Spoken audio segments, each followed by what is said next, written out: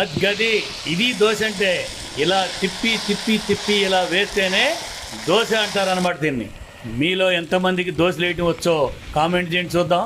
Bachelor అబ్బాయిలు రాకపోతే ఇదిగో మీ బాబా గారు వేస్తున్నాడు దోశ, ఈ విధంగా వేయాలి, చూసి నేర్చుకోండి. ఓకే, కామెంట్ మాత్రం పెట్టండి అండి. దోశల్లో చాలా రకాలు ఉన్నాయండి. అలాగే మీకు ఏ దోశ ఇష్టమో కామెంట్ సెక్షన్లో పెడితే నాకు వచ్చిన పరిధిలో ఆ దోశలు మీకు నేను చేసి చూపిస్తాను. ఓకే, నాకు కడప కారం దోశ అంటే చాలా ఇష్టం అండి. ఈ పెనం మీద దోశ వేసి దాన్ని అటు ఇటు క్రిస్పీగా కాల్చి నెయ్యి వేసి బొంబాయి చట్నీ, ఉల్లికారం, పప్పుల పొడి ఇవన్నీ వేసి బాగా ఎర్రగా కాల్చుకుని తింటుంటే ఉండదండి ఆ దోశ.